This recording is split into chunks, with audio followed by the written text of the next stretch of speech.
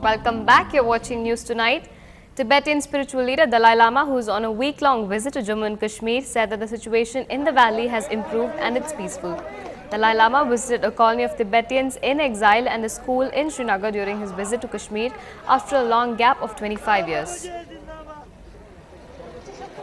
I think last several years I could not come because the situation not very sort of peaceful. Now becoming much better. So the state government feel okay, I come here. So I'm very happy, very happy. As I mentioned, any human community, everybody want happy life. Basis of happy life is peaceful. मैं उम्मीद करता हूँ कि इस holiness के यहाँ आने से, इनकी दुआओं से, इनके प्रार्थनाओं से इस रियासत में अमन पूरी तरह से बहाल हो, हमारा भाईचारा जो है वो मजबूत रहे। उस भाईचारे का एक छोटा सा मिसाल जो है ये टिबेटन पब्लिक स्कूल है। नाम के लिए तो टिबेटन पब्लिक स्कूल है, लेकिन इसमें तिब्बती बच्चे, कश्मीरी बच्चे दोनों मिलकर साथ पढ़ते हैं।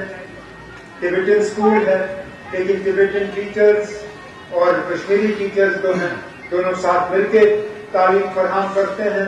A suicide bomber blew himself up in a wedding hall in northern Afghanistan, killing more than 20 people, including a well-known commander, in an attack that deals a setback to the efforts to unify the nation's ethnic factions. Ahmad Khan Samangnani, ethnic Uzbek, who is also a member of parliament, was welcoming guests to his daughter's wedding reception when the explosion occurred. And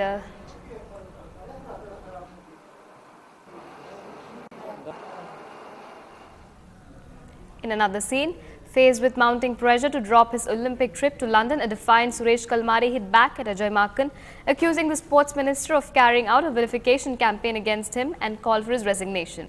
Kalmari, who was allowed by a Delhi court to travel to London for the Olympics, said that it was unbecoming of Maken to react in such a way against the court's decision and requested the Prime Minister to ask for his resignation.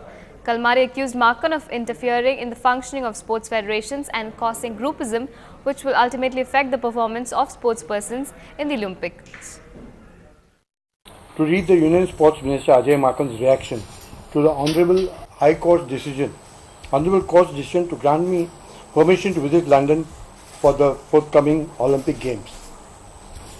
In view of Mr. Maken going into the court decision, against the court decision, which is quite unbecoming of a sports minister, I request our Prime Minister to ask for Mr. Maken's resignation for making such comments and statements.